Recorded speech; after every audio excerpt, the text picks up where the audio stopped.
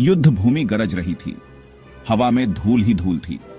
अर्जुन का बेटा अभिमन्यु चक्रव्यूह के किनारे पर खड़ा था। वो एक नौजवान ही था, लेकिन उसमें एक अनुभवी योद्धा की आभा थी। उसका कवच चमक रहा था, उसके वंश का प्रमाण। हाथ में था देवताओं द्वारा उपहार में दिया गया दिव्य धनुष। अभिमन्यु को चक्रव्यूह तोड़ना सिखाया गया था, लेकिन उससे निकलना नहीं। वो खतरा जानता था, मौत उसके इंतजार में खड़ी थी। फिर भी वो पीछे नहीं हटा। उसने अपने रथ को आगे बढ़ाया। युद्ध का नारा पूरी युद्ध भूमि पे गूंज उठा। दुश्मन की सेना में घुसते ही धरती कांप उठी। वो एक नर्तक की तरह फुर्तीला और सांप की तरह खतरनाक था। उसके धनुष से तीर निकले, हर एक तीर अपने निशाने पे लगा। वो एक अजेय बल था, विनाश का बवंडर। चक्रव्यूह मौत का जाल था। हर परत नई मुसीबत, नया खतरा लेकर आई। अभिमन्यु अदम्य साहस से लड़ा। उसने कौरव सैनिकों को गर्म चाकू से मक्खन की तरह काट डाला। उसका रथ आग का रथ बन गया, जो अपने पीछे विनाश का निशान छोड़ रहा था। वो अथक लड़ता रहा, उसका हौसला नहीं टूटा। वो अपना कर्तव्य जानता था, चक्रव्यूह तोड़ना और कौरव सेना को कमजोर करना। वो जितने भी सैनिकों को मार गिराता, जानता था कि वो अपने पिता के लिए, अपने चाचाओं के लिए, पांडवों के लिए समय खरीद रहा है। वो दुश्मनों के समंदर के सामने अकेला योद्धा था, फिर भी वो डगमगाया नहीं।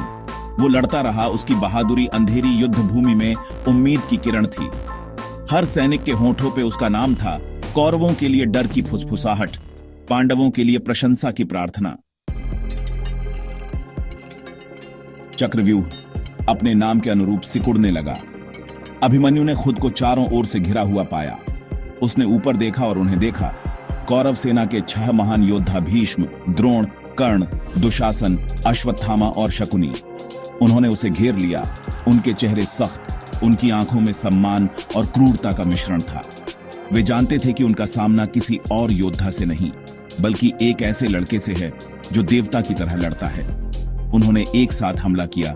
उनकी संयुक्त शक्ति ने धरती की नींव हिला दी। अभिमन्यु ने पिंजरे में बंद शेर की तरह मुकाबला किया। उसने उनके हर हमले का सामना साहस और कुशलता से किया।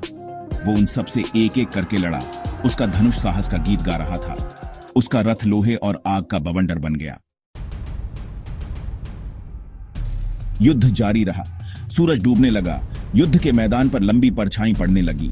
थका हुआ लेकिन अटूट अभिमन्यु लड़ता रहा।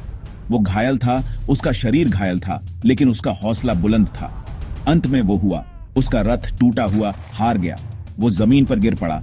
उसके हथियार उसके चारों ओर बिखरे पड़े थे। वो रक्षाहीन था, फिर भी उसकी आंखों में एक सच्चे योद्धा की आग जल रही थी। कौरव योद्धाओं ने उसे घेर लिया। वे हिचकिचाए। उनके चेहरे पर जीत और शर्म का भाव था। फिर अंतिम साहस के साथ अभिमन्यु अपने पैरों पर खड़ा हो गया। वो अपने दुश्मनों पर टूट पड़ा। निहत्था और निडर अपने अंत का सामना करते हुए एक योद्धा की गर्जना उसके होठों पर थी। उसके बलिदान ने युद्ध के मैदान को हिला दिया। उसकी वीरता का प्रमाण, एक त्रासदी जो हमेशा के लिए महाभारत की याद में अंकित हो जाएगी।